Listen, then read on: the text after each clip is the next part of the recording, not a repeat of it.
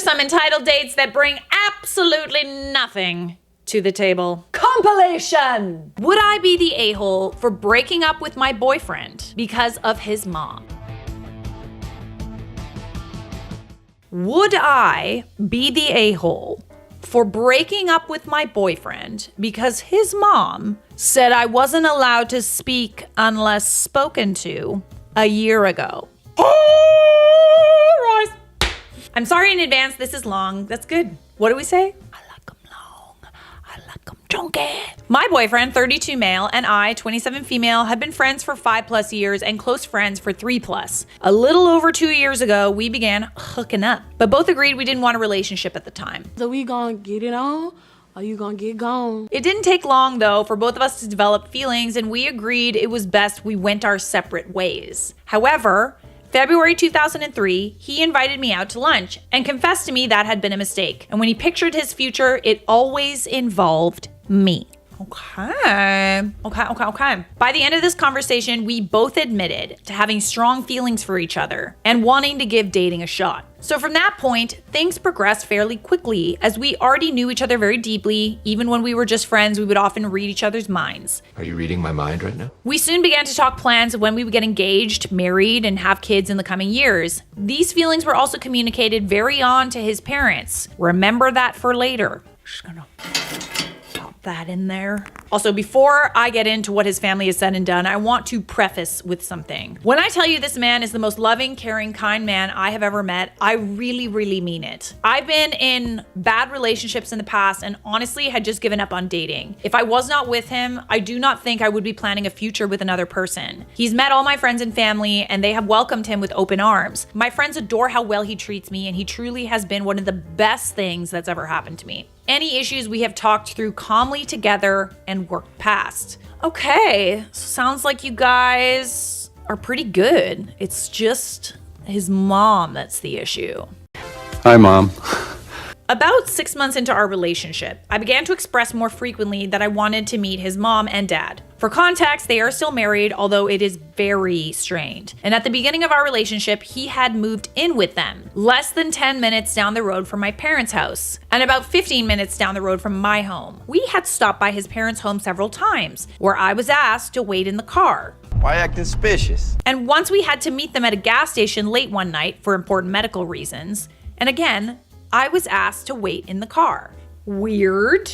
He always explained it as he needed our meetings to be under the right circumstances. Was he afraid to introduce you to his parents because like he knows his mom's really difficult, or like was he embarrassed of you? Soon after that, I met his uncle and his uncle's family. It went so well, we made the 2.5-hour road trip drive to hang out with his uncle again, once or twice in the following months. I remember my heart being so full seeing how kind and welcoming his uncle's family was. However, I had still not met his parents. When I finally met his mom, it was fine, but she did come across as very my way or the highway, and got upset with a waiter that was calling out orders in the restaurant. As someone who grew up in a semi-cultist church, I was really familiar with the holier-than-thou pastor's wife with a dash of Karen persona. If you know, you know. Oh, I know. Bye, Felicia. A few weeks later, I met his dad at a soccer game, but he left after about 10 minutes, no speaking to me much. I saw his mom once or twice after that, and she didn't make much of an effort to speak to me or get to know me, and her behavior toward me in these small interactions became increasingly rude, such as walking away while I was in the middle of inviting her over for dinner.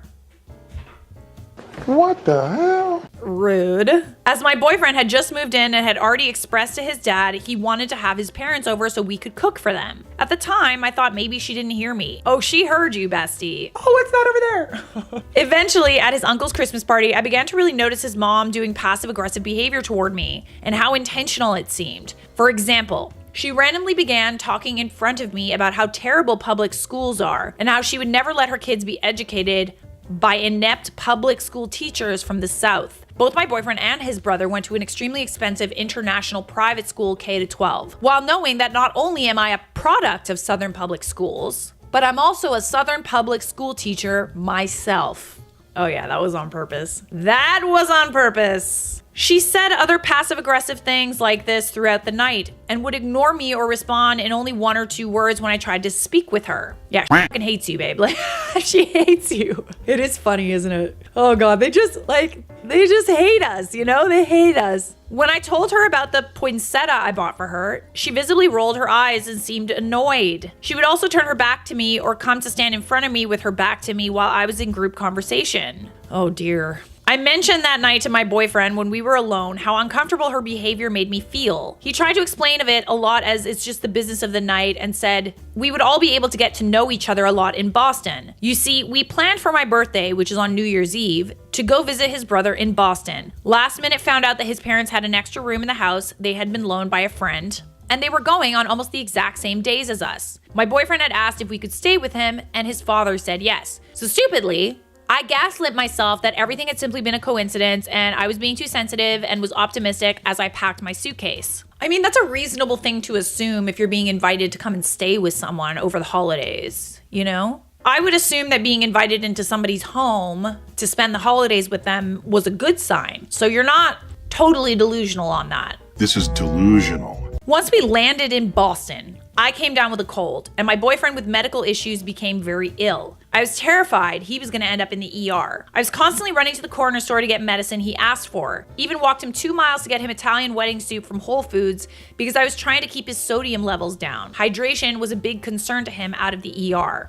Meanwhile, his mom went out of her way not to speak to me, made passive-aggressive comments to other people that seemed directed at me, be overly nice to everyone else, and would walk in front of me and put her back to me anytime we were standing in a group, especially on my birthday when we were all at an escape room arcade. If I spoke to her, she would walk away in the middle of me talking or wave me off the way you shoo a dog. I'm sorry I'm laughing. This is just comical, dude. How do people get off on treating others this way? It's very clear that she doesn't like you for some reason, thinks that, her son is too good for you or whatever. But at the end of the day, you don't need to treat people like if you feel that way. And you're also not really giving her much of a chance to prove herself. Come on, man. When we returned home, I spoke to my boyfriend about her behavior, and he said he'd noticed it too and was not sure why she was acting that way. The only explanation he could come up with was we were very different personality-wise. He said he was going to speak to her about treating me with respect. However, when he tried to have this convo, she proceeded to talk poorly about me for 2.5 hours, and my boyfriend claims he just froze and he didn't know what to do. He tried his best to defend me, but admitted he dissociated for a lot of the conversation. I don't like that he's not sticking up for you, honestly. Clearly he grew up with this, and maybe that's why he was hesitant about introducing you to her. But what are you supposed to do? Let your mother run your life into adulthood? The reason why she's like this is because nobody stands up to her. She claimed I was controlling because I gave him NyQuil when he asked for it and she doesn't like NyQuil. That I spoke for him because I told her I was worried about his fever and cough. And then claimed I had tried to physically block her access to him while he was sick. This straight up never happened. So she's basically inventing reasons to dislike you. Either she thinks someone else is better for him or she wants him for herself. After him and I having a very serious discussion about setting boundaries with his mom, he tried to speak to her again and explain I was trying to be helpful and I have good intentions. I don't understand why his mom wasn't taking good care of him. If she is gonna shit on how you take care of your boyfriend, then why is she not helping with that? Who does that? The conversation went much the same as before. My boyfriend asked if she would be willing to sit down and speak with me as it seemed there was a lot of miscommunications going on. She responded she didn't feel like it was her place to have to talk to me because she thinks that you're gonna be gone in a month. At first, I told my boyfriend no because I didn't like that she was going into it with the mindset that I needed to be, quote, put in my place. But my boyfriend insisted it was not the point of the convo. I could see how much it was hurting my boyfriend, and so reluctantly, I agreed and reached out to her. With my boyfriend's help, I drafted and eventually sent a text apologizing if any of my behavior had been hurtful, expressing my intention was to take care of him in a time of need, and expressing I wish she had given me the chance to explain these things at the time so we could clear up any misunderstandings. Yes, but you're also... Yeah, she's not gonna like that. She's not gonna like it. If I'm understanding who she is correctly, I think any point in which you make her at fault, she will not take well. How are you? Not great, Bob. I also said that although we do not have to be best friends, I hoped in the future we would both treat each other with respect because we both cared about my boyfriend. She responded with a day and time she wanted to sit down and chat at Starbucks. The day arrives, and I walk into my boyfriend, who said he would meet me there from work, already inside and standing with his parents waiting on me. Immediately, I had a sinking feeling. As you can imagine, the 3-hour conversation went terrible, but some highlights of my favorite things she said to me are, unless she comes up to me and asks me to speak, she doesn't want to hear what I have to say. She should be allowed to do what she wants with her body. When I asked if she could please stop walking into the middle of groups while I'm talking with others and put her back to me so I'm excluded from the discussion. Wow. She had in fact been kind to me because she allowed me to hug her when she entered her son's home. Context, I bought the home 100% independently before he and I ever started dating. But I guess since a man moved in, it's now his now. I'm just a silly little girl. No, that's not. She was also kind to me because she prayed an asthma attack away. It was definitely not the person who lent me their rescue inhaler and saved the day. Don't look at him, look at me. We are having a conversation because I turned to my boyfriend hoping he would chime in when I pointed out neither he nor I remember anything remotely close to me physically blocking her from entering the door to our room when she wanted to ask him what his symptoms were and what he took, moments after asking me the exact same questions and then walking away before I could answer and barging into our room. I was behind her at this point, so I'm not sure how she could have even perceived I'd tried blocking her. I was controlling because I was self-conscious. Amazing that someone who had never asked a single question about me knows so well. This is what I'm saying, like, how is she so steadfast on her feelings towards you and who you are as a person without actually even knowing you, without having any context? Like, maybe if she had heard from her son that you had done something bad to him, but if he said nothing, why does she have these feelings toward you if she doesn't know you at all? She knows everything about my boyfriend. She's known him longer than I have. I mean, yeah, she is his mom. And therefore, there's nothing I can tell her about him that she doesn't already know, and therefore I should not speak about him to her or anyone else. Yeah, I'm sorry. Like, at this point, it's kind of like, I really don't like that your boyfriend is not saying anything in your defense. I genuinely don't see how you could continue a relationship with him while her also being in the picture. Like, there is nothing I can give him that she can't give him. Why is she making that argument? Does she want him for herself? Too much time has passed since the trip and I shouldn't be bringing this up now. I mean, she also brought it up, so repeatedly referring to me as my boyfriend's friend and a guest of the family. Okay. And the icing on the cake, after berating me, gaslighting me, interrupting me, and belittling me for almost 3 hours, and me finally on the verge of tears, she jumps up, rushes into my personal space, and says, "See, this isn't about me. This is something going on with you. You are hurting, and that's what I'm worried about." I mean, I think that you're hurting because she's hurting you. Yeah, she fully gaslit you in that whole conversation. Gaslit you, played the victim, classic narcissist-coded tactics.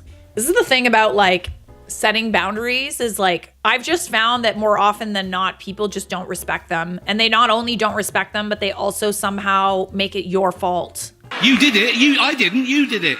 What do you do? What do you do when you set boundaries towards someone and they gaslight you and make it your fault? Because, like, the only thing that I've found that works is cutting off that person. You can question, why don't they like me? Why has it gotten this way? Like, all these other things. You can blame yourself. And most times you will, because them instilling that, like, guilt in you does its job to the point where they never have to apologize for anything. Nothing is ever their fault. But more often than not, it's their behavior that's disrespectful. I just feel like, other than maybe getting something off your chest, and maybe that would help you feel better, I don't see how continuing a relationship with someone like this is beneficial to you at all. So at that point, I walked out. I drove home, sobbing to my best friend on the phone about what had just happened, locked myself in the bedroom and cried myself to sleep. Needless to say, I was devastated because I was seriously doubting my relationship. I would be too, honestly. Like, I think in situations like this with controlling mothers, you really have to have a partner that is willing to back you up. I don't have the milk of mother's kindness in me anymore.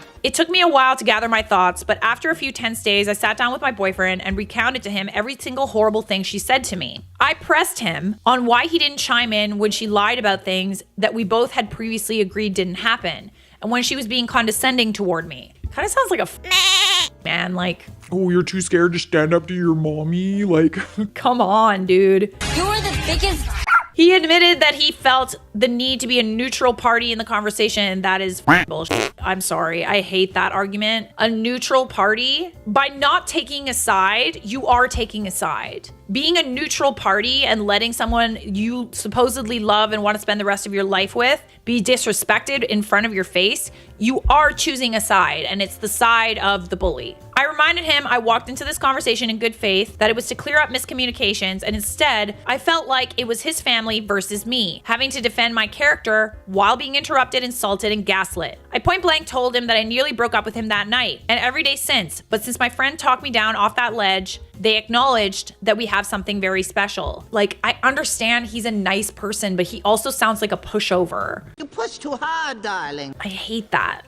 I don't love that for you, bestie. I also point blank told him I had 3 non-negotiable boundaries that I now needed to set in place for my mental health. 1, he needed to go to therapy and his first appointment had to be within the next 3 weeks or I would end the relationship. 2, he had 1 year to learn how to set boundaries with his family and stand up for me when I'm there and when I'm not, or I would end the relationship. 3, I would not ever speak to his mom again unless she apologized for the way she treated me. And even then, I would not spend prolonged time with her or interact with her closely. I think that's totally fair. I think that she's the one that has to suck up to you at this point. At this point, you have to protect your peace. He has since attended therapy regularly, and when his therapist expressed that his mom has an emotionally incestuous relationship toward him, God, I should just be a therapist. Always keep in mind, I am not a therapist. I have just had lots of therapy. So my opinions, you know, like they're from the place of I have done some healing, but they're not a therapist's advice, okay? Think about these videos as we are besties, and I'm trying to coach you through a difficult situation, okay? But it's interesting that the therapist thought the same thing. Here are the reasons. From a young age, she began to place the emotional responsibilities of a partner on my boyfriend because his dad wasn't meeting them. And in therapy, he's begun to recall a lot about his childhood he repressed, like the fact that she would often vent to him and expose him to very adult topics from a young age. She also asked him to make adult decisions for her, like how he felt about her divorcing her husband, his dad, or the financial burden of their very expensive schooling, asking him if he would be okay with being pulled out his senior year to be transferred to public school. Additionally, his parents made passive-aggressive comments about race, such as his mom stating her disgust for POC being with white women, his dad saying he's glad his son chose the right kind of white to date. When he began dating one of his exes, who was European. His parents were also very cold, distant, and uninviting to his friends and girlfriends. Okay, so it wasn't just you. Okay, interesting. Yeah, so it's not about you, babes. Like, this is the thing. This is the thing that I think everybody needs to understand. When you're dealing with a person like this, you're literally dealing with a person with so much self-hate that they project that self-hate onto others. So it is not you. And I know it's hard to like separate the two. Like you might be questioning everything about yourself, think that you're not good enough, all these other things. But just like maintain, it is not about you. It has everything to do with how that person feels about themselves. They've also talked a lot about the night my boyfriend let his mom berate me in Starbucks for 3 hours and how wildly inappropriate her behavior and him allowing it was. Okay, I'm really glad that his therapist is backing you up. I hope he takes it to heart. He clearly grew up with this person and is probably kind of afraid of her, honestly.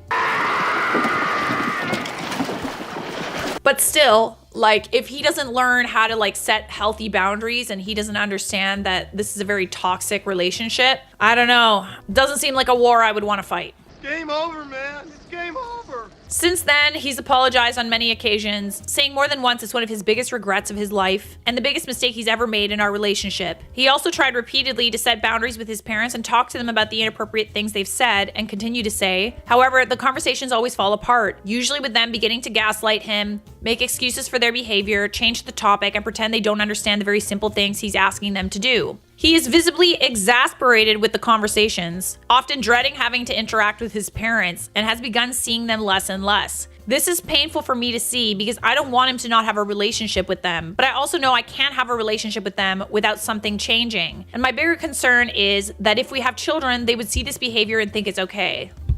That part.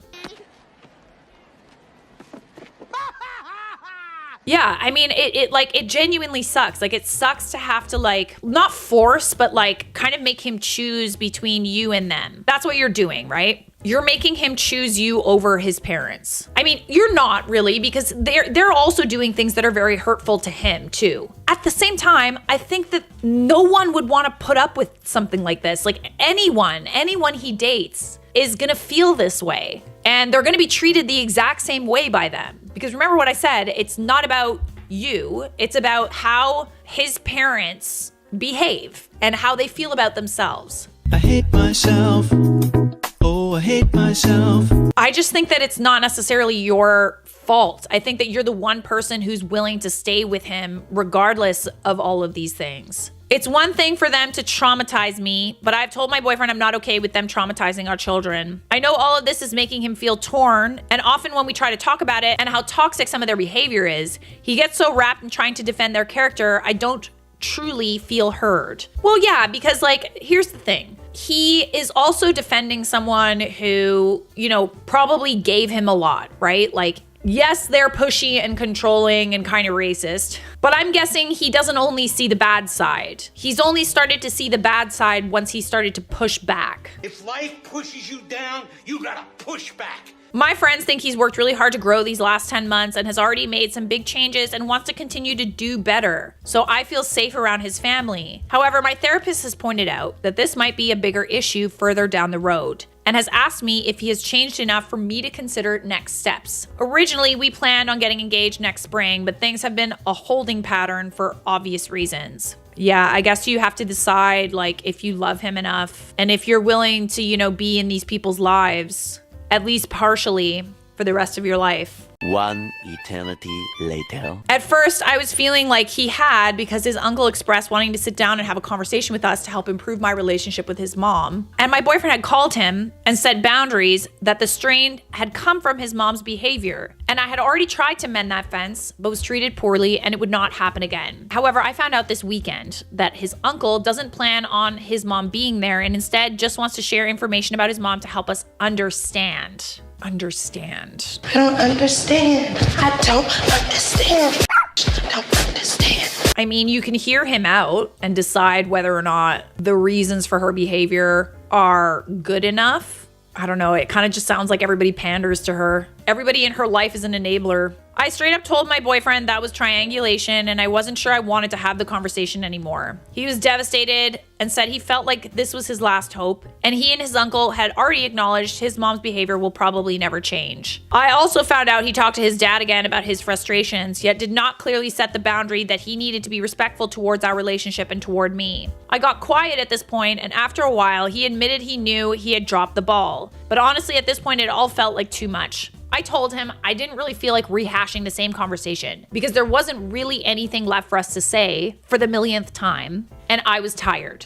Yeah, I mean, this kind of seems like it's a lot more trouble than it's worth. I understand you love your boyfriend, but like, I don't know. Again, like, I think that he's gonna have to deal with this regardless of who he dates or chooses to marry, unless he marries someone that's like such a complete pushover and is fine with it. But like, it doesn't really sound like this is something that you want to put up with. Since then, things have been really tense between us. I know I said I would give him a year, and maybe I'm not being fair, getting upset when it hasn't been the full year. And in fact, he has gone to therapy and has set boundaries with some of his family, the ones who cared to listen at least. It is so much for someone to process and overcome in a year. He is just seeing for the first time how toxic many of his family patterns are and is still navigating how to put a stop to it. Hasn't he technically met my ultimatums, so I should be grateful for the progress I do see? Are my expectations too high?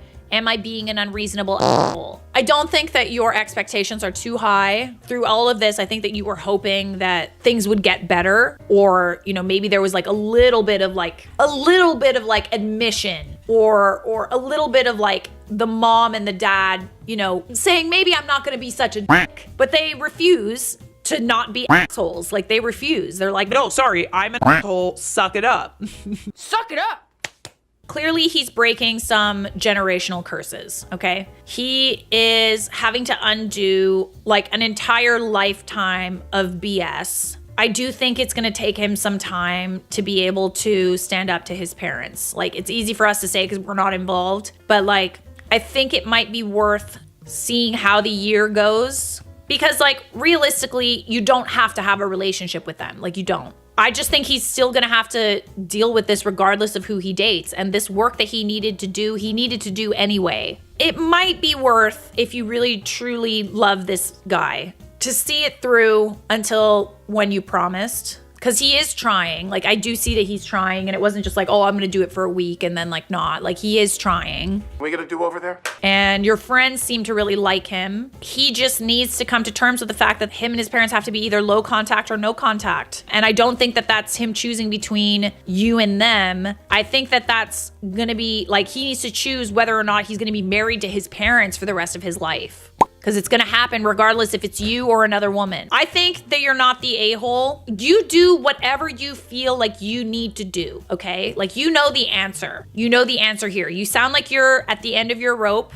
I wouldn't blame you if you wanted to stick with him for a bit. I also wouldn't blame you if you didn't want to stick with it. Like, obviously, we don't understand everything that's happened. We don't understand, like, this is just like, you know, a Reddit post. So, like, she has to do what's right for her. You do whatever you feel comfy doing. First comment says, I'm grateful that my husband took the time to show me how toxic my father was and supported me in learning how to deal with that and change my responses to my father. But in the end, the only solution was no contact with my father. I really do not regret that one bit, and my life has been better for it. Unless your boyfriend is willing and capable of going no contact with his mother, this will never end. And unless he's capable of not blaming you if he goes no contact, then you will never hear the end of it. OP responds, thank you for sharing this. Do you mind sharing how long it took from him first talking with you about it to finally clicking for you to go no contact? My boyfriend now recognizes her behavior is 100% unacceptable, despite how normalized it has been for him. He also acknowledges he will have to go no contact if she doesn't change. But I'm not sure when he is going to decide if she isn't going to change, if that makes sense. He saw it immediately, but waited for me to comment about how unfair it was about something and used that to open the convo. This was about 2 years in. We went low contact with periods of no contact or timeouts.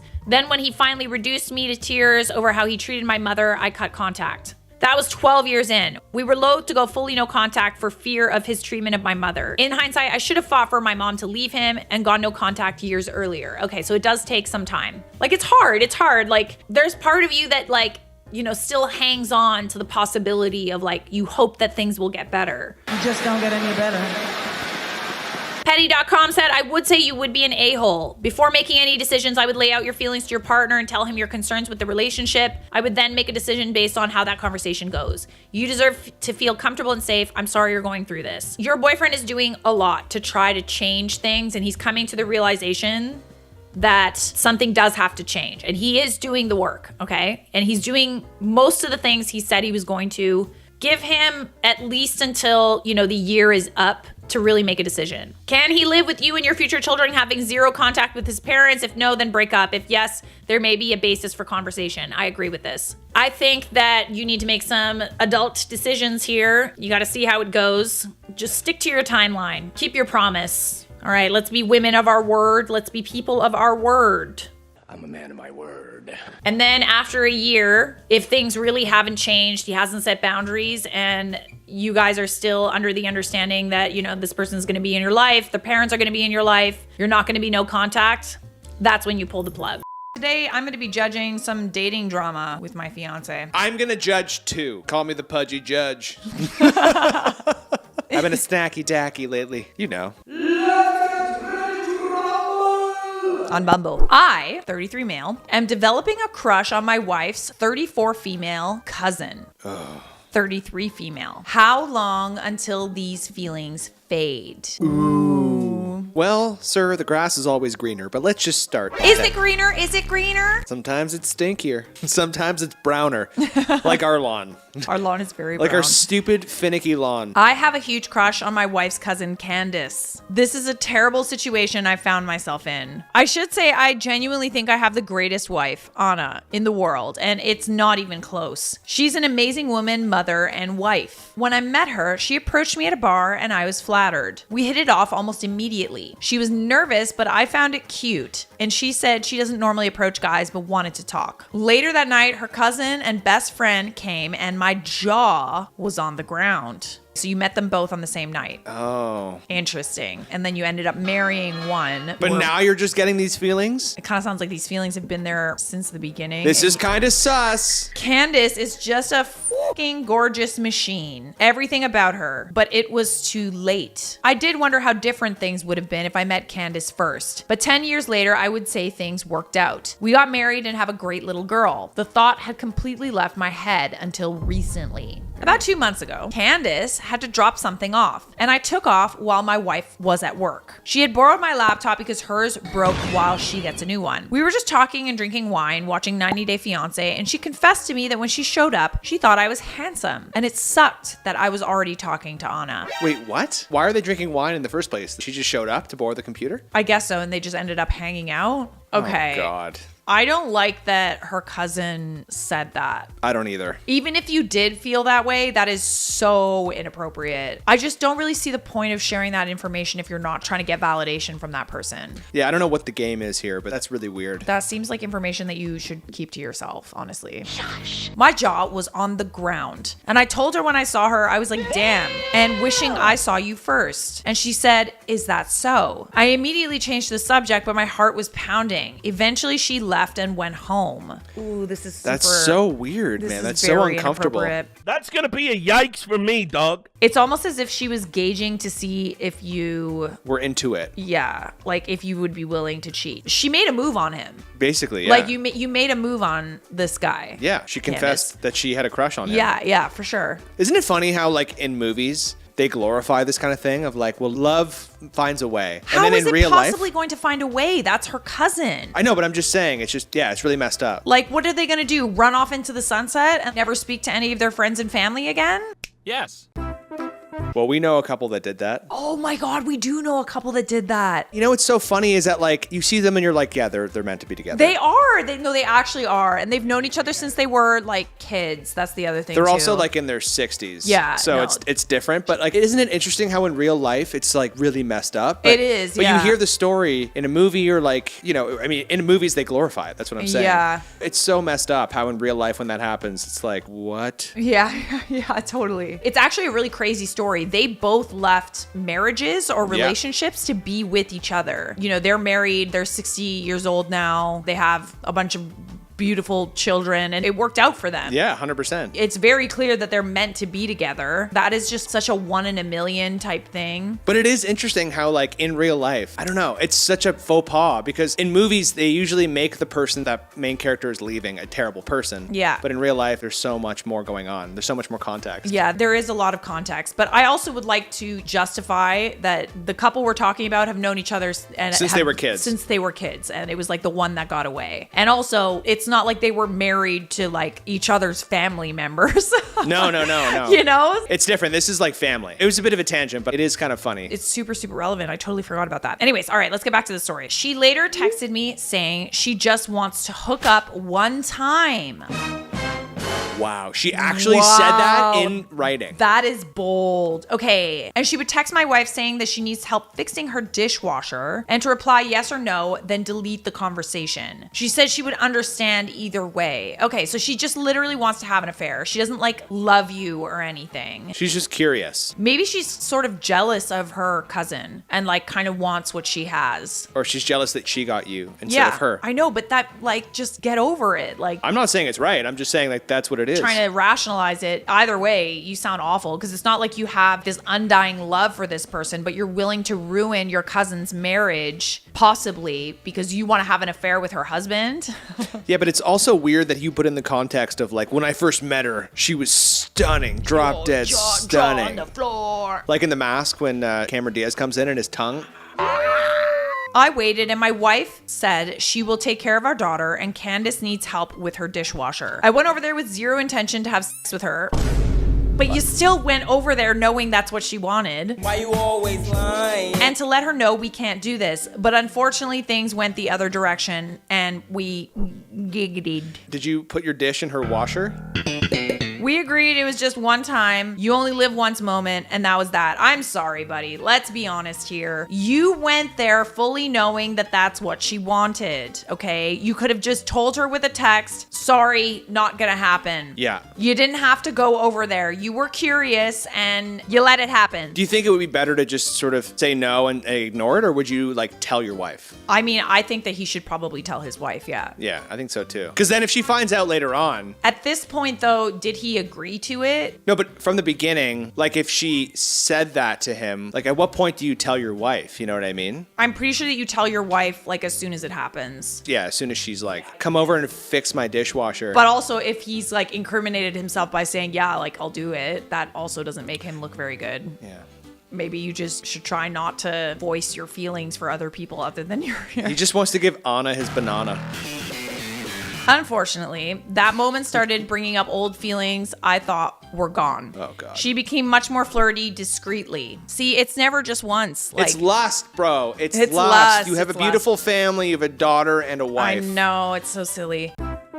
I started being distant toward my wife. Ugh. We both know we can't act on it, but I kind of wish we could be together. But it would hurt too many people, and I can't do that. You already did it, buddy. You literally already did. They just don't know it yet. But at events, we become closer. I had food on my face yesterday, and she was wiping it off. That annoyed my wife, who said she can wipe off my husband's face. She even complained about it in the car, but I reassured her that she's overreacting. Oh, right. You told her she was crazy, right? Yeah. This is why whenever someone says, oh, you're overreacting. Oh, yeah? Am I? Am I? I don't think I am. Yeah, I'm in a sticky situation and I need help removing my feelings before things get out of control. How can I lose these feelings so I can focus on my family? I think you got to tell your wife. Oh, yeah, I think you have to tell your wife. And work through it together. I think that you need to really know how much you would lose. I don't know. I don't know what you have to do here. I think you got to come clean. I think you're a butthead.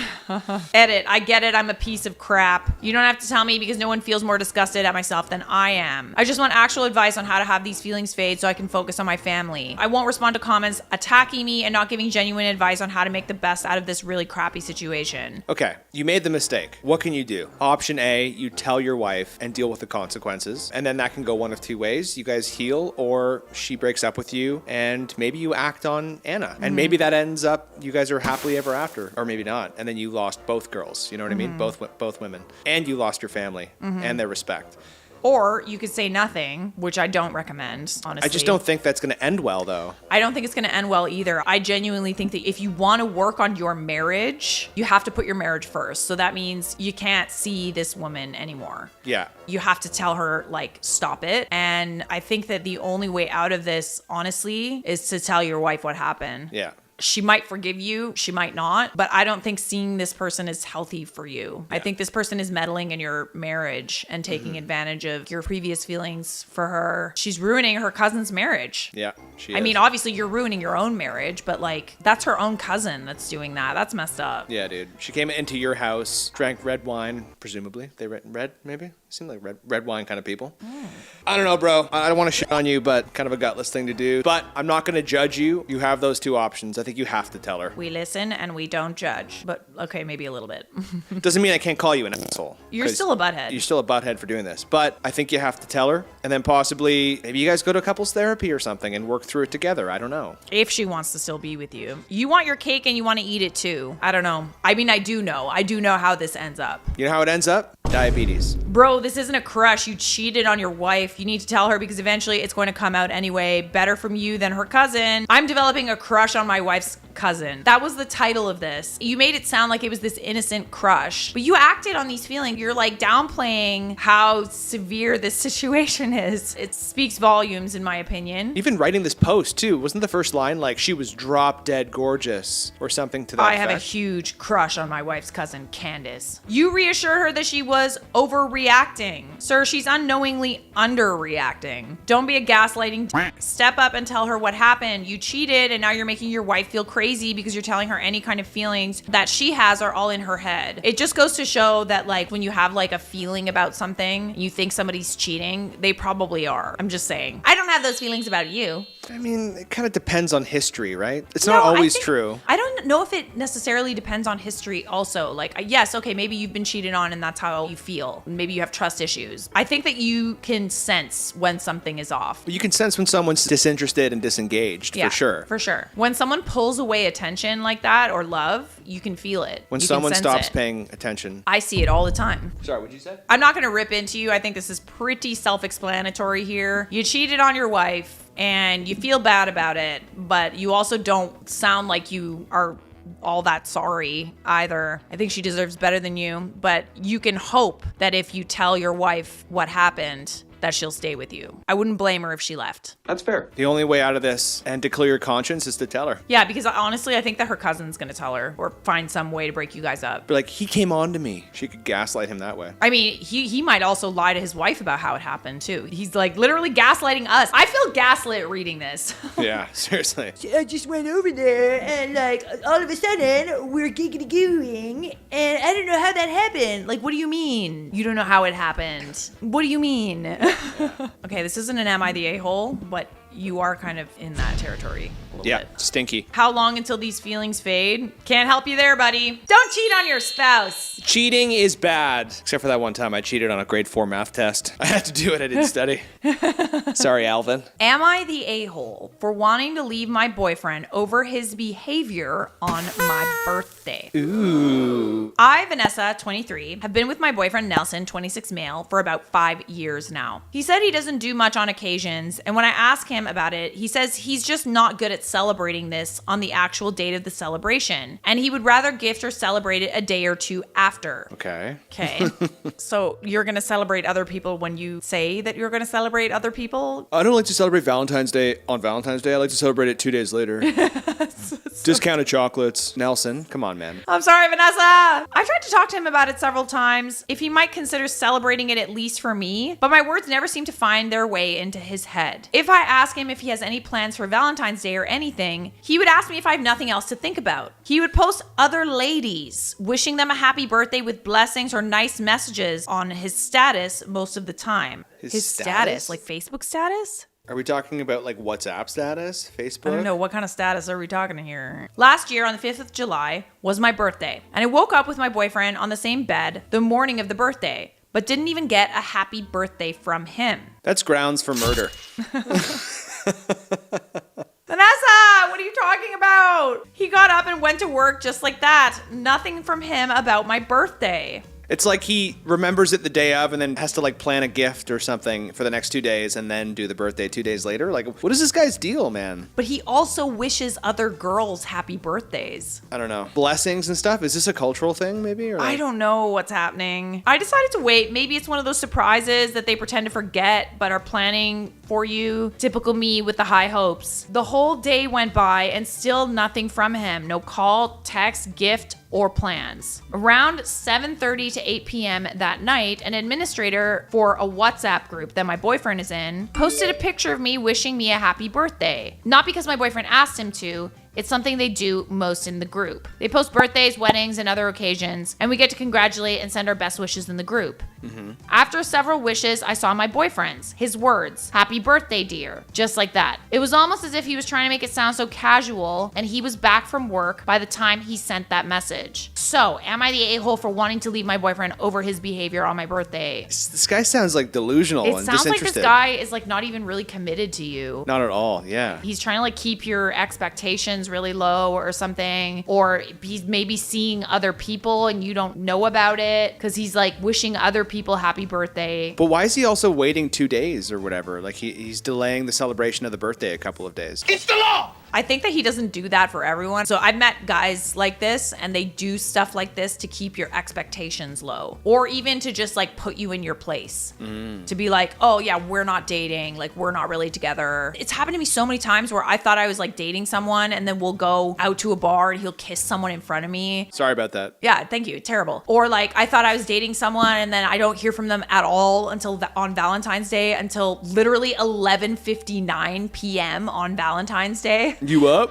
So he's literally waiting the whole day for like even a text message and they send it at 11:59 p.m. At least he texted you on Valentine's Day. I just have a theory that guys that do this do it to kind of keep you in your place, to keep your expectations low, and also to make it known that, you know, they're seeing maybe other people. Also, question for you. Do you text group chats when it's someone's birthday or do you just text that person individually? I text group chats sometimes, yeah. Doesn't that bother you though? It's like, hi, I'm the best friend. Happy birthday, Charlotte. Does that not bother you sometimes? Or I guess you could look at it as, everyone, let's celebrate this person because it's their birthday. I actually appreciate the text sometimes because like without Facebook, I kind of forget about birthdays sometimes. So it helps me remember that there's someone's birthday. I don't really think too much of it. Obviously, I expect the birthday text in the morning and then maybe a birthday phone call. Yeah. Just to see if they're busy and they're responding because I don't know, maybe they're not checking the group chat or whatever. I'm more of like a text you privately, like happy birthday. Yeah, totally. Or sing you like happy could do that birthday. I don't think it really stinky matters. butthole. I don't know. I think you're being a little picky.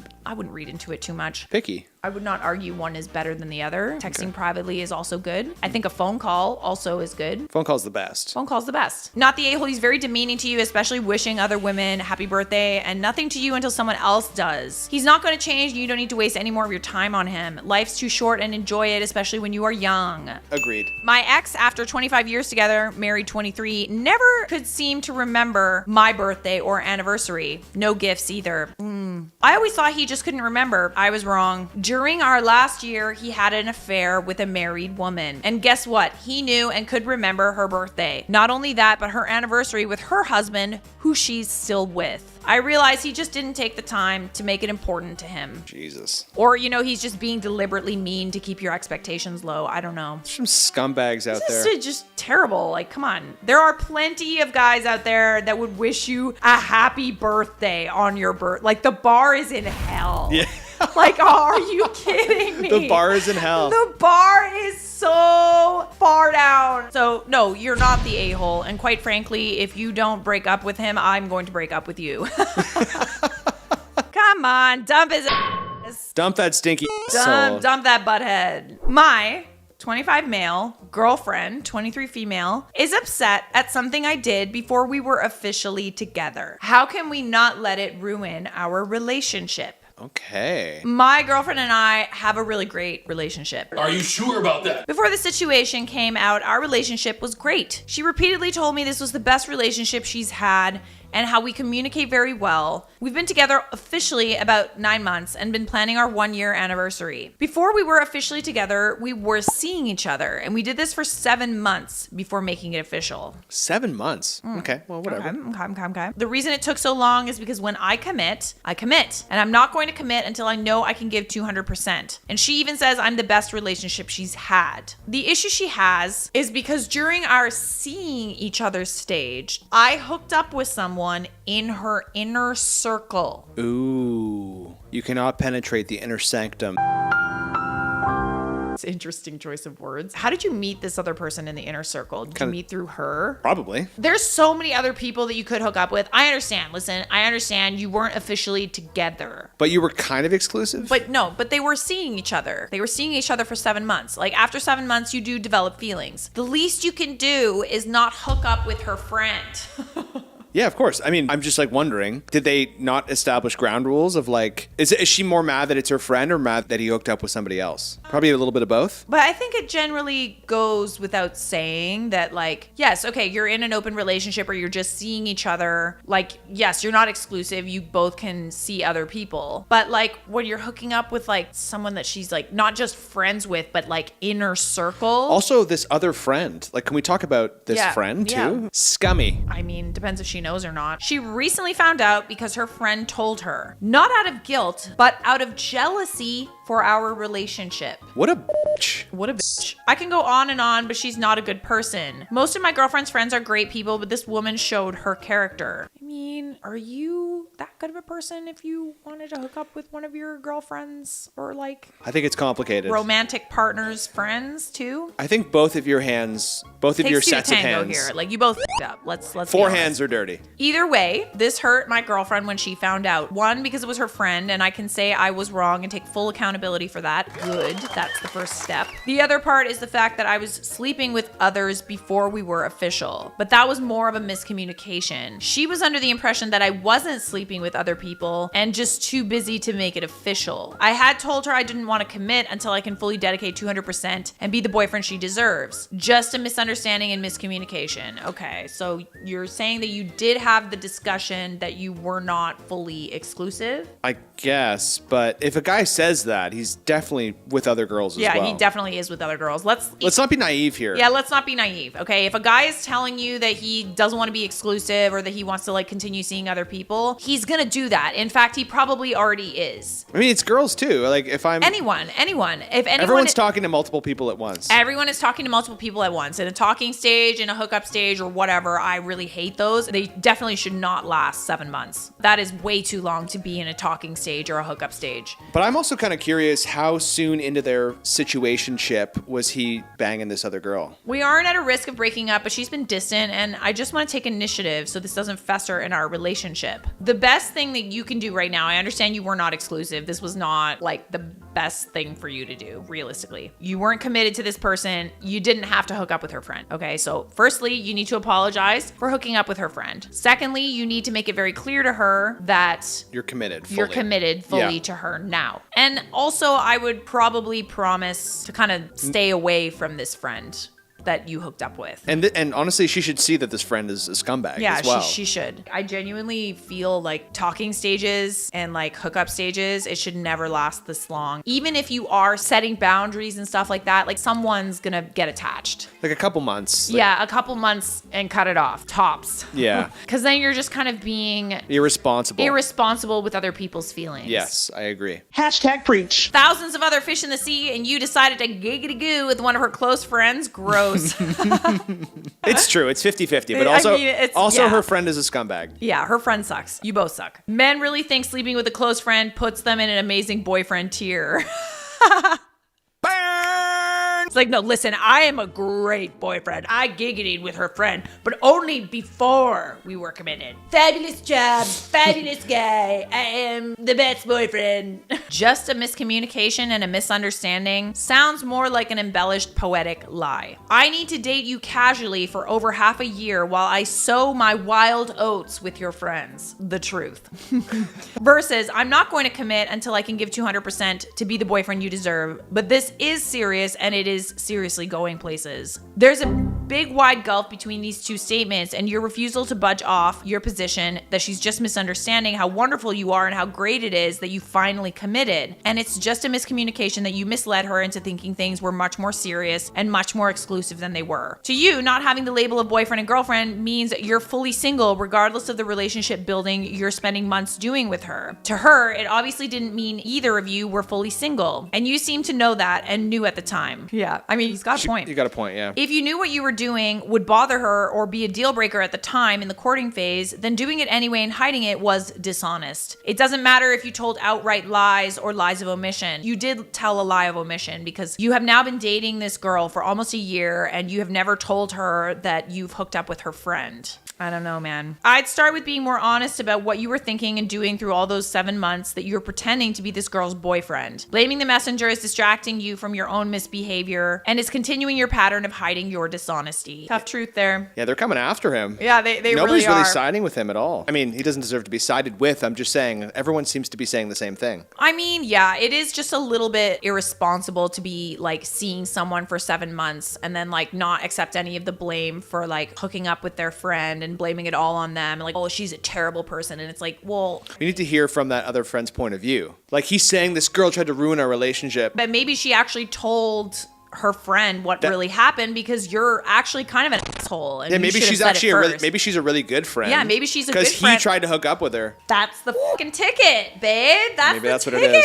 And he's just telling this version of his story. Kind of sounds like he sugarcoats it to make it sound better. He's playing victim, really. He's playing victim and he's making her out to be the villain. But I mean, in this situation, she told her friend something that she really should have said, something he should have told his girlfriend. So she's the one that's actually being honest. Or like what reason we don't know, right? Yeah. But she's doing it to sabotage our relationship. Yeah, maybe it's like she's warning her, being like, hey, by the way, he's going out trying to other girls. By the way, like while you two were seeing each other, like we hooked up. And I'm really sorry about that and whatever, but I care about you and I don't want to see you be with this guy. I don't know if I can trust this guy as far as I can throw him, to be quite frank. You are pretty strong though. What? You could throw me pretty far. I'm strong. I'm very strong. I've been working out. I wouldn't really trust this guy's word for it. It kind of sounds like he's sugarcoating and cherry picking what he's choosing to share. I think she deserves better. And maybe, relationship next time around, don't be so irresponsible with other people's feelings and don't hook up with one of your hookup's friends. Don't get where you eat. My boyfriend woke me up at 2 a.m. to make him dinner. Plus some more petty relationship drama. I am never dating again. No advice needed, just want to vent. Vent, baby girl. I'm here to listen. So I became official with this guy a couple of months ago. He was sweet, kind, funny, gorgeous, the usual stuff. Everything was fine. We'd stay at each other's places, have date nights, general relationship stuff. In short, no red flags. A couple beige ones here and there, but everyone has those. Then came the other night. He's currently having to pick up the slack at his job due to multiple people quitting. We decided to spend the weekend at my place as his roommates can be quite loud, and he needed to concentrate on fixing a system at his job so he can remotely work. Friday is fine, we stay and in between working, we do the usual couple stuff. Saturday comes and something has gone wrong, and the stress doubled. Uh-oh. I think we're in trouble. So he isn't eating anything I make, which is fine. I simply remind him that there are leftovers in the fridge. By 11 p.m., he's still working, so I head to bed. Then I was startled awake at 2 a.m. by him shaking me, telling me he's hungry now. What part of there are leftovers in the fridge do you not understand? Confused, I remind him about the leftovers and turn over to go back to sleep, but he gets grumpy and tells me I need to make him something fresh. I'm honestly completely confused and so sleepy while he rattles on about coconut shrimp or something. Oh, no way. Okay, so he wanted like breaded shrimp? Has anybody ever heard of Uber Eats? Still half asleep, I just stare at him as I try to work out what the F is happening. I'm guessing my silence pissed him off as he started having a go at me for not, quote, doing my duty as his girlfriend. I don't know about you guys, but that sounds like wifey responsibilities without the wifey ring. And even then, you gotta be delulu as fuck to wake up your wife in the middle of the night to ask her to make you dinner. Jail. Immediately jail. That woke me up fully, and I told him to get out of my house. His attitude changed then, and he was apologizing, but I repeated myself, and eventually he left the room. I followed him, picked up his stuff, put it into a bag, and once again told him to get out. He looked like a deer in headlights. He kept trying to say sorry and hug me, and it was only when I threw his car keys into his arm that he realized I was serious, and he left. This was Sunday morning, it is now Monday night, and I still refuse to speak to him. He's tried calling and texting, but I am honestly just annoyed and dumbfounded. I know I'll have to speak to him at some point, but I don't want to. He's an idiot. If and when I do speak to him, I'll update. For now, I'm going to bed. The sheer audacity. Like, I can understand if you're stressed out because of work, but what part of your girlfriend is sleeping, she already made you a home-cooked meal and put it in the fridge for you that you just have to heat up? Do you not understand? I don't know about you guys, but there are a few times in life where I am, let's use the word, no, let's just go ahead and say it, bitchy. I'm a pretty cheerful person. Some might even say I'm fun and lighthearted and optimistic. But if I get woken up, even if my dog wakes me up, you don't want to be there. You don't want to be there for that, okay? I have few expectations in life. And trust me, I know that when I have kids, this is going to be a problem. I know it's a problem, and I'm scared, legitimately scared, because my anxiety peaks when I haven't slept well. Heads would roll if this happened to me. So we do have an update. Sneaky little update. Holy sweet jeebas. That's a lot of notifications. Thank you for your overwhelming support. Glad to know I'm not the only one who thinks this is stupid. You are really dumb. For real. Also, to the ones who said I should have just done it or agreed with the man-child, thank you. I needed a laugh today. I'm sorry, who the hell is saying that? That's an absolutely not from me. He came into my job to talk and explained that his friend saw a video of a woman being woken up to cook for her man, and they decided to test it out on their partners as a loyalty test. You guys are f***ing out of your minds. So my initial judgment of him being an idiot was correct. I beg your finest pardon, but that is not a loyalty test. That's like a, are you my little bitch test.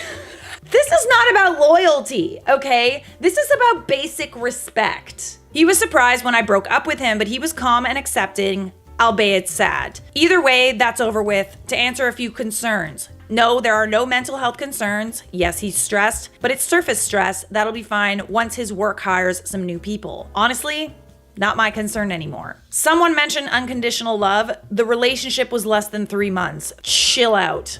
Chill out indeed. Unconditional love. Unconditional love. I'm sorry, but those two things do not relate. Not being willing to wake up in the middle of the night to make your spouse a fresh meal when he already has one in the fridge is so no. Like literally no. Anyone want to wager an over or under how many of his douchebags friends are also now newly single? Honestly, it kind of reminds me of that like High Value Man podcast. Like, it's just, if your wife won't wake up in the middle of the night to make you dinner when you already have leftovers in the fridge, she's not a high value woman. Let's get it straight here. Not being willing to wake up in the middle of the night to make your partner a meal does not make you a low value woman. It makes you normal, and it makes him delusional. This is delusional. Any partner that does this sort of loyalty test immediately fails the not being a shit person test. That's not even loyalty. That's putting up with being massively disrespected. Someone isn't disloyal because they don't put up with crappy behavior. OOP's ex is either the kind of idiot that doesn't think things through or the kind of idiot that tried exerting some sort of control over OOP. But either way, their relationship status can be described the same way as the number of brain cells they have. Single. My fiance left me over a message. So this happened about 2 weeks ago. And by the way, this story is from the Charlotte Dobre YouTube subreddit. Me, female 26, and my fiance, male 25. I've changed some details for extra anonymity, have been dating for 5 years, engaged for 2, due to planning and financial situations. We were the unstoppable couple. Everyone always said that we had the perfect relationship and that our love makes them sick. We never had any big fights or arguments besides the usual debates about who is right, like the kind of answer you Google to see who was actually right. Zebras are white with black stripes kind of debate. We were perfect. He washed the dishes, I cooked him whatever his heart desired. We looked after and protected each other. I know I can be a very difficult person to deal with. I have bipolar 1, the kind where you have super strength. At 2 a.m. I'm a bit picky about certain things, like where my crafting supplies go and how my food is prepared, and how I feel my emotions. But besides all of this, I'm able to regulate and control my emotions very well, and it's never been a problem. I'm still able to have a normal and calm conversation. We've been planning our wedding for around 1.8 years, and we've recently been financially stable enough to start looking for a house or apartment together. I have a small business, and he works remotely, full-time. About 2 months before fucking is what I would call a breakup, I noticed a few things here and there that were weird, but nothing alarming. He would say his shoulder hurt when we cuddled. He cut and changed his hair and routines. Conversations were sometimes met with weirdness. Hey, that was weird. 2 weeks before the fucking, we went on vacation with some friends. Everything seemed perfectly fine and normal. We had a great time. 1 week before Valentine's Day, he couldn't be with me on Valentine's Day due to work, but he took me out for brunch the next day. Nice plate, good food, and he even bought me chocolates and was all lovey-dovey as usual. The day after, I was recovering in bed. I had 3 wisdom teeth pulled. He wanted to speak to my parents about the dogs we both have together, Luna and Rex. They are my world. So the morning of the fucking, I decided to do my hair and makeup. I wanted to move my apartment around and deep clean and have everything ready for when he came home that evening. Apartment is next to my parents' place in the back of the yard. I sent him a good morning, have a great day, I love you kind of message. Later that morning, I received a notification from a courier company saying my package is on its way from my fiance. I thought it was a mistake and I tried calling him. No answer. He sent me a message about an hour later that, quote, he's breaking up with me. Thanks for our time together. You can keep the dogs.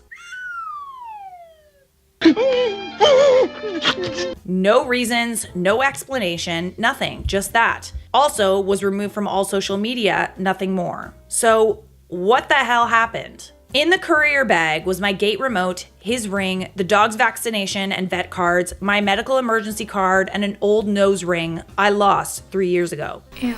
Okay, well that's random. There's no explanation, nothing? Let's see if we can find some clues in the comments. He found someone else and was too much of a coward to come clean and handle things like a mature adult. I always find that when there's a change in behavior that's very random, all of a sudden they're not responding to your texts the way that they normally would, or you can feel the energy has kind of shifted, they don't want to be as touchy with you anymore. Usually it's someone else. They started seeing someone else, or maybe they like someone else. It's never just out of nowhere. And I see a lot of people blaming her bipolar and all these other things. I really don't think it's that. I really genuinely believe that he cheated and left. He worked on Valentine's Day, got a new haircut and routines. He absolutely met someone new. And he doesn't want to admit that because if he did, he'd have to admit he cheated. Am I the butt face for telling my boyfriend to act more polite in a fancy restaurant? A bit of quick context. My boyfriend and I have been dating for a while, but we live in different cities. We need to pay for the train and bus to visit. This past visit, my boyfriend was really insistent we go to an extra fancy restaurant for a date. This was something we'd discussed before, but we weren't able to afford at the time, and we put it off.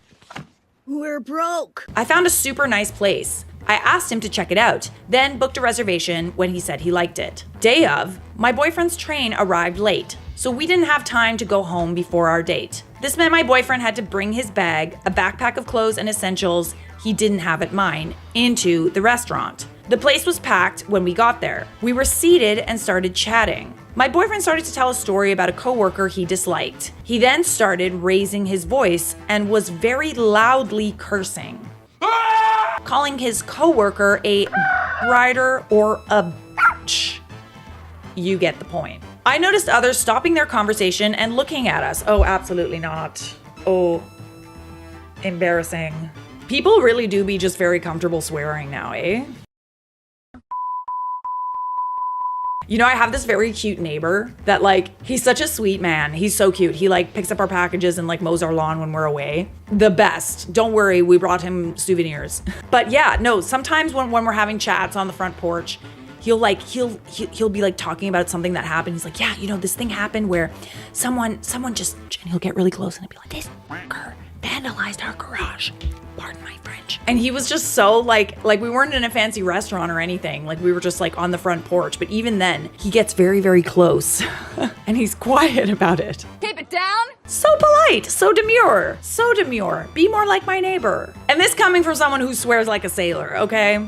I asked him if he could lower his voice and avoid swearing because we were in an expensive and busy place. He said, I don't care what other people think about me. I explained that I actually did care a bit, and I felt like we should shift the convo for now. He apologized and changed the subject. But eventually, each conversation turned into him loudly swearing, talking about intimate things or personal stuff. I asked to change the subject around 4 times until he got offended. Well, you should have just kept demure the first time if you didn't want to get offended. Have some gosh darn manners.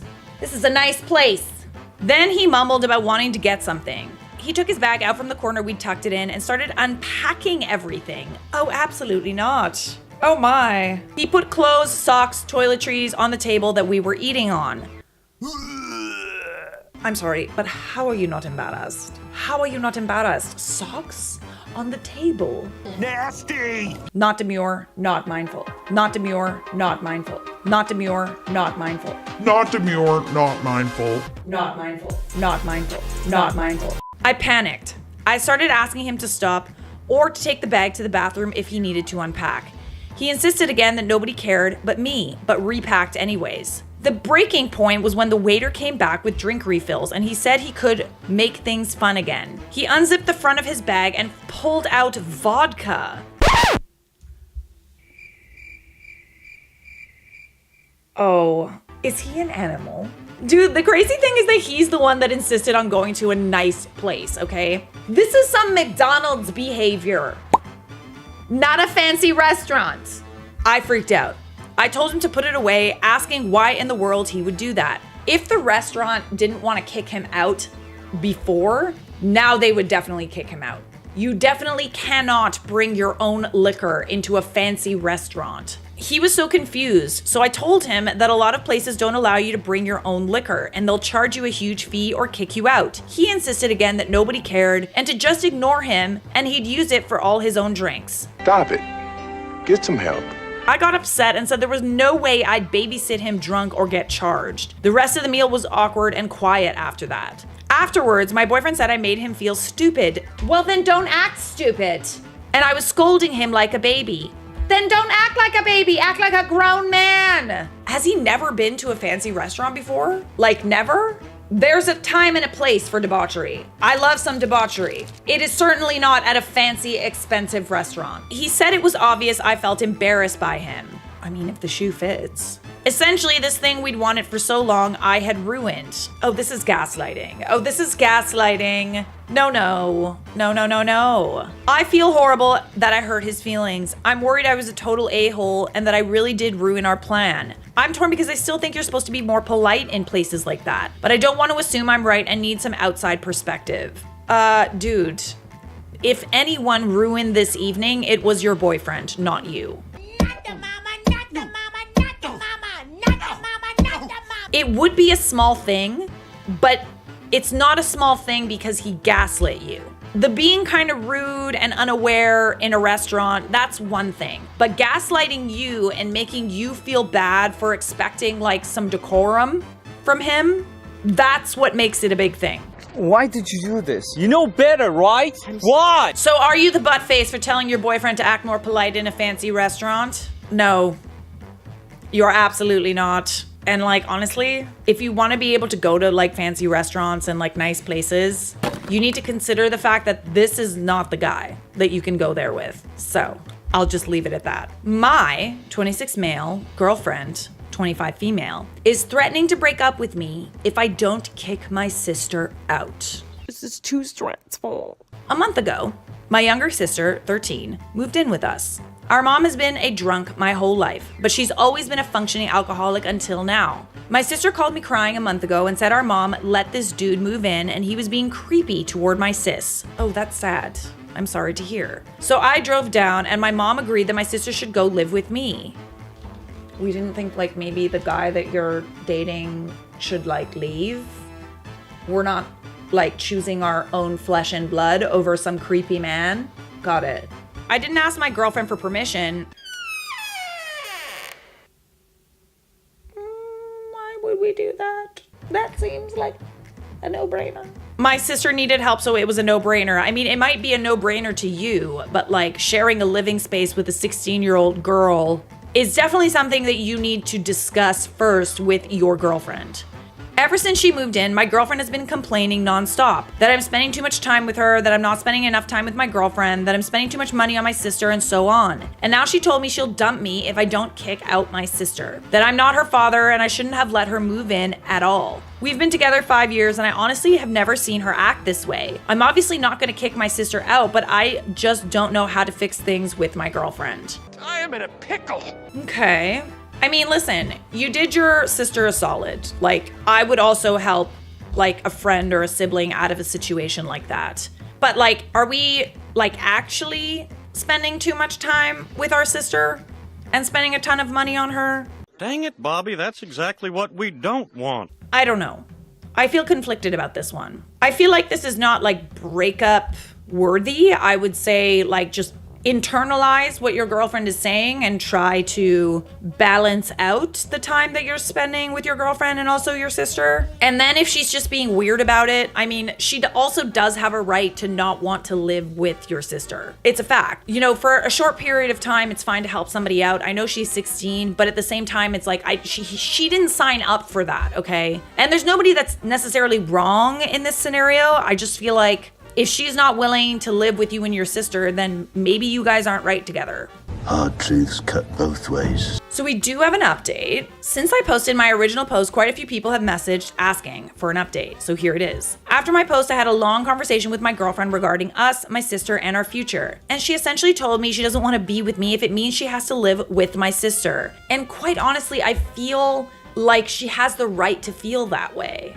You know? Oh, it's not fair. I understand that your sister was in a crappy situation. It's especially if it's like a small space. I wouldn't want to live with someone. You also didn't ask for permission. I don't know if I would want to live with an additional person.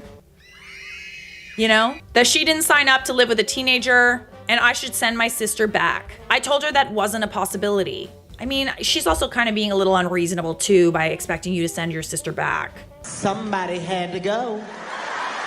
Like, she's not gonna go back to that environment. So the next day she moved out. Honestly, it's probably for the best. Like, she has a right to not want to live with your sister, but you also have a right to protect your sister from a crappy situation. There's still a ton of her stuff that she'll pick up when she rents something of her own. On my original post, many people said I should have discussed my sister moving in before she did, and maybe I should have, but my sister called me crying. So on that same night, I got in the car and drove 400 miles to pick her up. As much as I love my girlfriend, now ex, my sister always comes first. Aw, that's sweet. Also, if you have asked how long my sister will stay with me, and honestly, I don't know. Most likely till she's an adult, unless our mom gets her life back on track. And there was some additional context that I felt was important. OP said, I own the apartment, I pay the mortgage and all the bills. The only thing we split was the groceries. Okay, so yeah, I feel like you wanted to help your sister out of a crappy situation. You have every right to do that. But also, your girlfriend has a right to not want to live with your sister. She didn't sign up for that. But it doesn't mean that anyone's necessarily wrong in this situation. It just seems like bad timing. My boyfriend doesn't want to marry me because I'm an immigrant.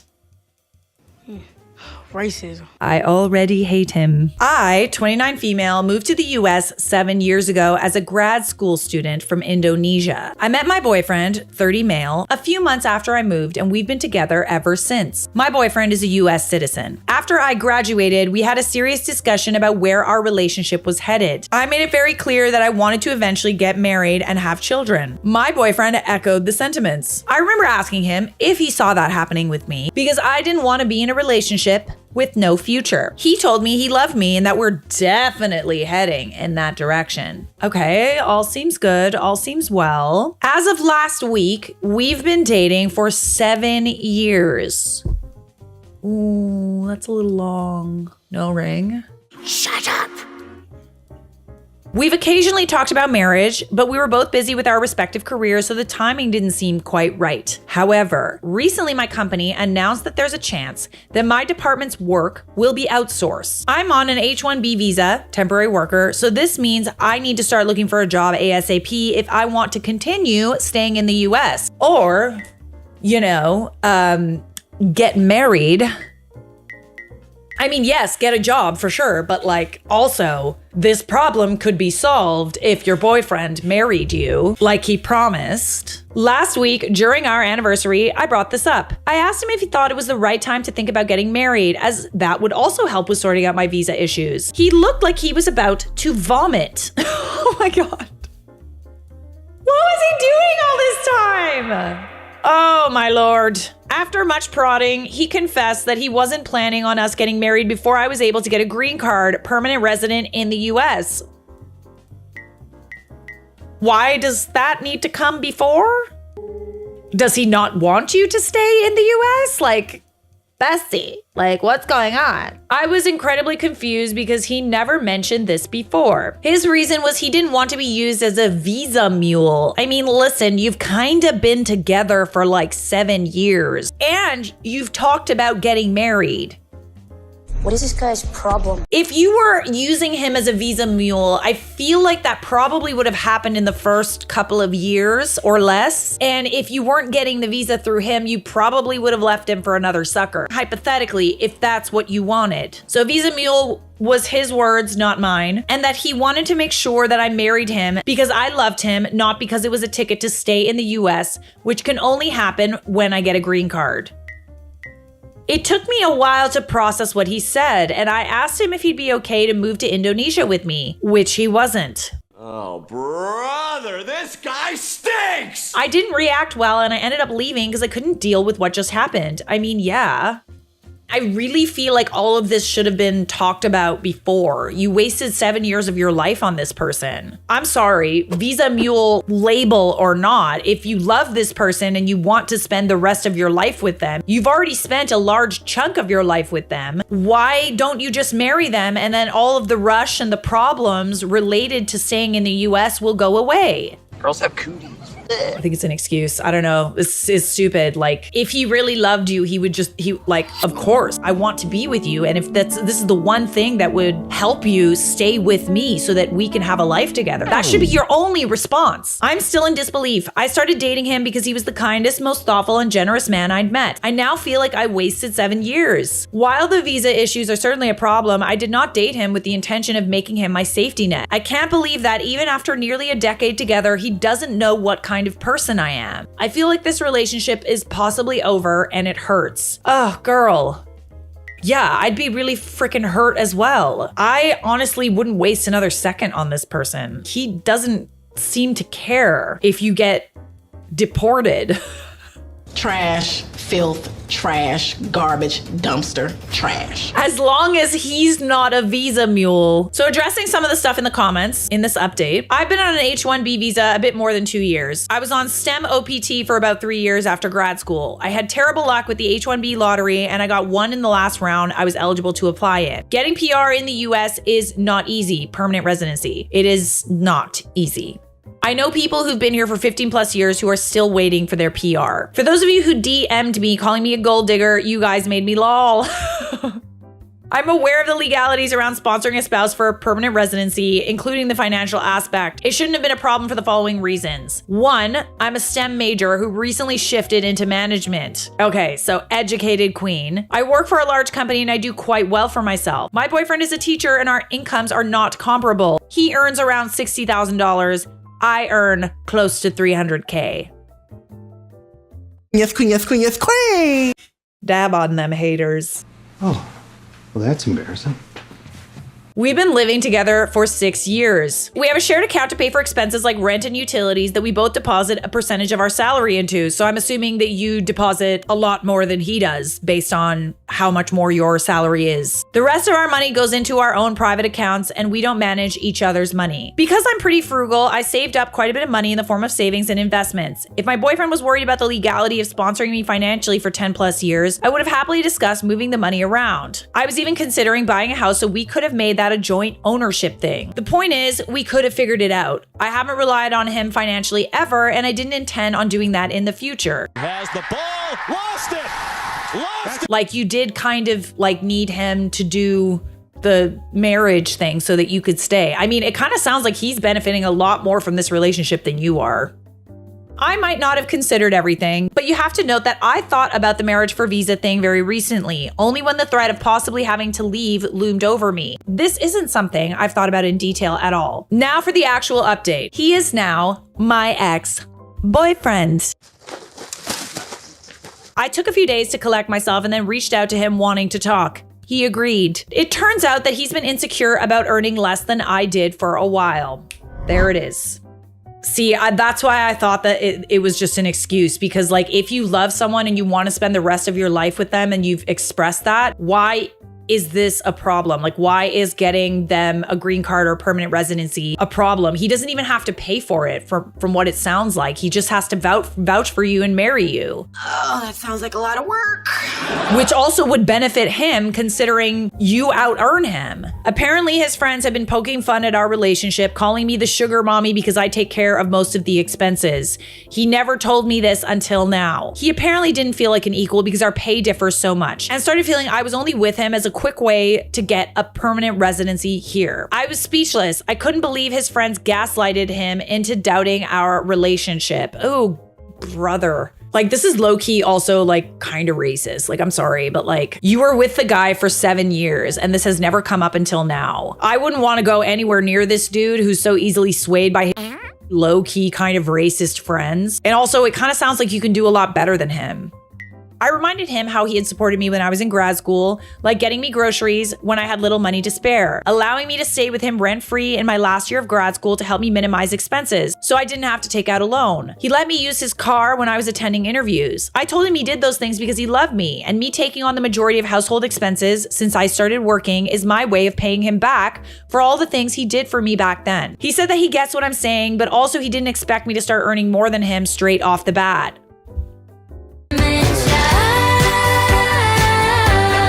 This is so dumb.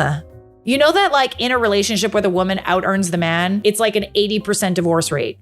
Not 50, 80.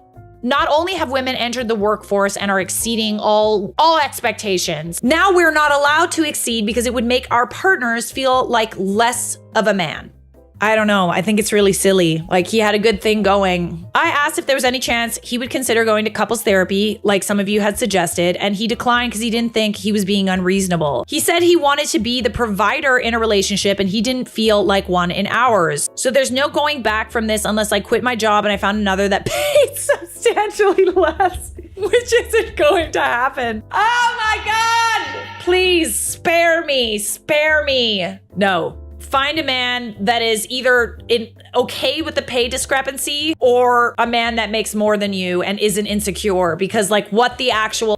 Long story short, we broke up. His family's in disbelief. They were hoping he would propose soon. I've moved into an Airbnb. A little bit of good news to end this update with. My company offered me a similar role in a different department, but this is based out of France and there's a small decrease in pay.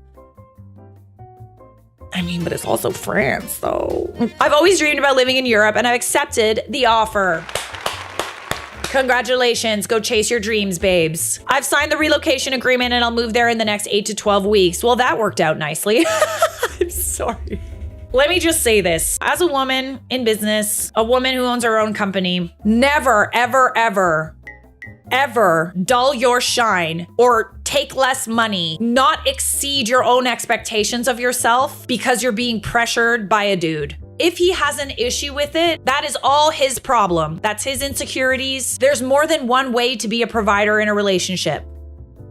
If you know what I mean, well, you know what I mean. If you can't provide monetarily, you provide with support. He could have supported you by helping you get your visa, and that could have been the way that he provides for you. It doesn't have to be about money. There's plenty of other ways to contribute in a relationship, but you should absolutely never, ever, ever dull your shine to make someone else comfortable with their inadequacy.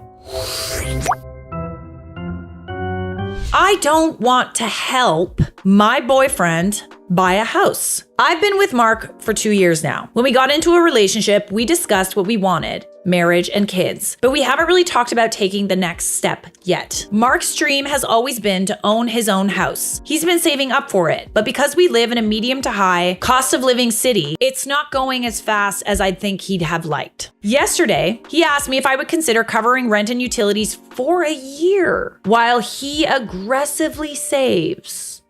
Frankly, I'm not 100% on board. I told him this. Interesting. An entire year?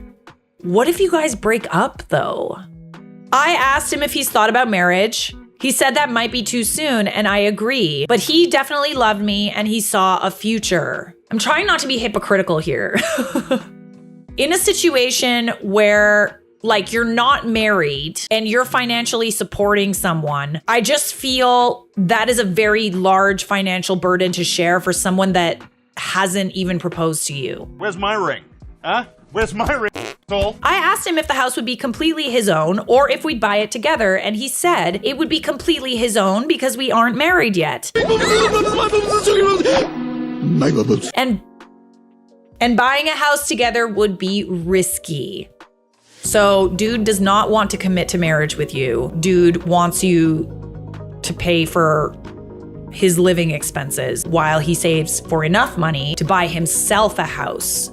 I don't like it. Where's my ring? Where is it? Where is it? It's one thing if you would also own part of this house since you're helping him afford it. It's an entirely different thing for him to, like, number one, not want to marry you, and number two, he doesn't want you to also own the house. He's using you. I'd ask him if he'd pay me back his share, and he said eventually, kind of like how you're eventually going to get married. I've inherited a house from my grandmother in a high cost of living city, which I'm currently renting out. I don't want to lose it. And when I inherited it, Mark and I agreed that if we ever headed toward marriage, he's fully on board to sign a prenup that ensures he has no claim on it. He stated that he'd include this house on the prenup because it would be his own. Here's my problem. Mark has not done anything for my grandma's house. Neither have I. The house was in perfect condition. I rented it out within months of finalizing the inheritance, but he has no reason to stake a claim. But by covering rent and utilities, I will be providing monetary assistance to him, and if we break up, I'd have lost quite a bit of money for seemingly no reason. In a way, I'd feel entitled to a part of his house. Is this a selfish way to think? One of these things is not like the others. This sounds really messy, honestly. Like, when it comes to buying a house, like if you're not married, honestly, I think that you kind of would have to talk to a lawyer because obviously these things vary in different states, different areas of the country, different countries, etc. I love him, but I don't want to assume this risk, especially because our future together is not clear. I asked him if he would consider moving in with his parents and I'll find a roommate temporarily for a year so he could save up money. Oh, that's a good solution. But my guess is that he doesn't want to do that. This way, I wouldn't have to spend more than I need to. He'd achieve his goal and we can still continue our relationship. But he said I was being incredibly selfish and untrustworthy because it would be our home, just not on paper. No. I'm gonna wag my finger at you, mister. That I clearly didn't see a future with him and now he's not talking to me. I mean, you're the one that wants to get married and he's the one that doesn't want to, so...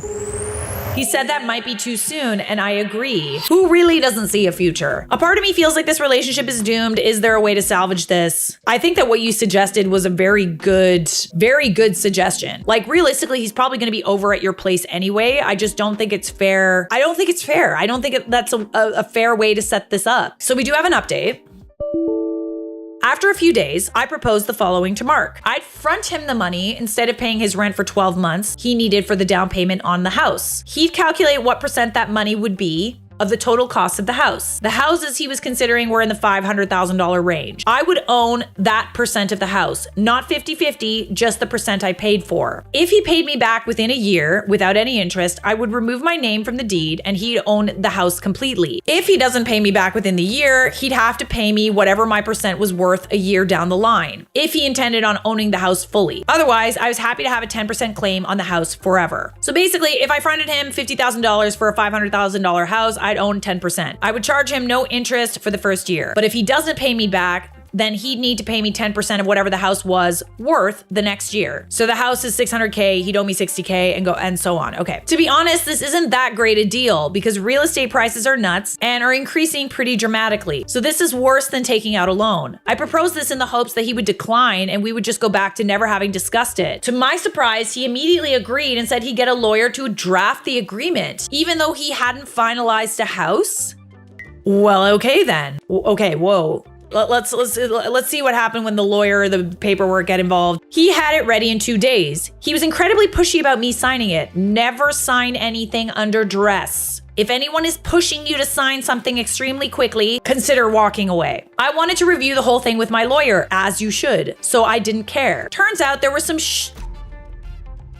super shady clauses added, with my contribution being termed as a gift and not a loan. Oh, absolutely not. I'm a slithery little sneaky snake. I'm not going to go into details, but my lawyer basically said this agreement was super problematic and would cause all sorts of issues down the line. He drafted an alternative and sent it to Mark. Mark did not sign it. What are you hiding? Nothing. He was adamant that I signed the original agreement and wouldn't tell me why. No. He's trying to screw you, my love. He's trying to screw you. And not in a good way. He got increasingly angry, became kind of violent, which was the first time, and I was very surprised and scared, and called me a B word for not trusting him and for reducing our relationship to a transaction. But he was literally about to scam you and make you sign an agreement where you willingly allowed him to scam you. What a two-bit swindler, if I ever saw one. After 2 whole days of the emotional manipulation and gaslighting, I decided I no longer trusted or cared for this man. There's no way in hell I can continue to be in a relationship with him. So yeah, I'm out of that relationship, y'all, and my money's all mine. All I can feel is peace. He literally belongs in the sin bin. I'm so glad that you didn't feel pressure to like salvage the relationship and sign this horrible agreement. Absolutely crazy. Lastly, we have a story from the Charlotte Dobre YouTube subreddit. Am I the a-hole for breaking up with my boyfriend in front of all his friends and family? For context, I'm 22 years old and my now ex-boyfriend is also 22. We were both in college and we'd been dating since high school. Anyways, this happened last week and I wanted to share it in order to get outside opinions. So basically, me and my boyfriend, let's call him Max, we've been together for 3 years since we were in high school. And it was a typical relationship. We had ups and downs and I honestly didn't expect a high school relationship to last so long. So it was his birthday last week and I told him to come with me to a hotel to celebrate his birthday. And he said he had to go to, quote, extra classes. I got mad because I already booked a reservation and he could have told me that he had extra classes before I even bothered to waste my money on that stupid reservation. So anyways, I was all mad and upset until my best friend, who's also my roommate, we'll call her Lena, she called me in a video and asked me, didn't you say Max would be with you today? I told her the whole thing about him having extra classes and she scoffed so loudly I could hear her through the phone. And she said, well, I'm outside a cafe right now and I was planning to go here after school and he's here with his ex. I'm assuming these are his extra classes. Oh, yeah, I'm so busy right now. I'm so busy. The fact that he's hiding it, it's just so it's so painfully obvious. At this point, I was flabbergasted, not wanting to believe what Lena was saying to me. I scrambled all the words in my vocabulary to just let out a I'm coming. Anyways, I didn't even bother to change and I left my dorm in sweatpants and probably a dirty oversized shirt. As I reached the place Lena told me to go to, I see her standing near the wall. And as I approached her, I see Max, his ex, and a bunch of other friends that he never introduced me to. So I asked Lena what happened and she said after I hung up, like 10 minutes after, the friends came to the cafe. Okay. Interesting. Well, at least he wasn't on like a solo date with her entirely if other people were there. So I obviously called Max on my phone and he had the audacity to hang up and text me a simple, I'm still in extra classes. You liar. You liar. So I did the only possible thing and started recording. And before I could even turn off the video, Max kisses his ex. You know, the fact that he didn't want to spend his birthday with you is so telling. I did not know the context of the kiss because what does the context of the kiss matter? I was outside the cafe and could not hear if it was a bet or what. It was not a bet, babe. But whatever it was, it did not excuse the fact that he still kissed another girl, his ex for that matter. After I got that on video, Lena helped me go home as I could barely walk, and then I had to cry myself to sleep. After I woke up, I saw not a single missed call from him. I got dressed and went to school acting like everything was normal, but I could notice him and his ex looking at each other throughout the whole time we were together. He then said his family was hosting dinner and they wanted me to come. Now, I might have hated him, but his family had been too nice to me to say no, so I agreed. Then Lena gave me a twisted idea to send his whole family the video I took to show them how disgusting their son is. And that is what I did. When he was giving his little pathetic speech of how much he still loves me, all the phones around the table dinged and the videos were seen by everyone. It turned chaos. His mom was shouting at him, his dad was staring at the video, and his extended family were shouting. They are Mexican, so they were all speaking Spanish and I couldn't understand what they were saying. But after I left, he texted me cursing me out and I blocked him. So Opie responded in the comments. For context, I found out yesterday they were dared to kiss, but it doesn't excuse what he did. Please tell me if I'm the a-hole. Okay, he's 12. Dared to kiss. Oh, brother. We were playing Spin the Bottle. It was a game. It was a game. It wasn't cheating. He still lied and said that he had class. Meanwhile, he's meeting up with his ex and kissing her. If he wasn't doing anything wrong, why didn't he just tell you what he was doing? Not the a-hole, he lied. He blew off plans in favor of going out with friends and his ex. Kissed her, bet or not, it's unacceptable. His family's reaction said you did the right thing as they didn't condone that behavior. He's not a child. He has the ability to say no and choose not to, literally. Like, oh, it was a game. They told me to. It was just a game. Okay, would you have done that in front of your girlfriend? Probably not. You can say no. So are you the a-hole for breaking up with your boyfriend in front of all his friends and family? No. Honestly, that was kind of some petty inspo, so I'm proud of you. Subscribe!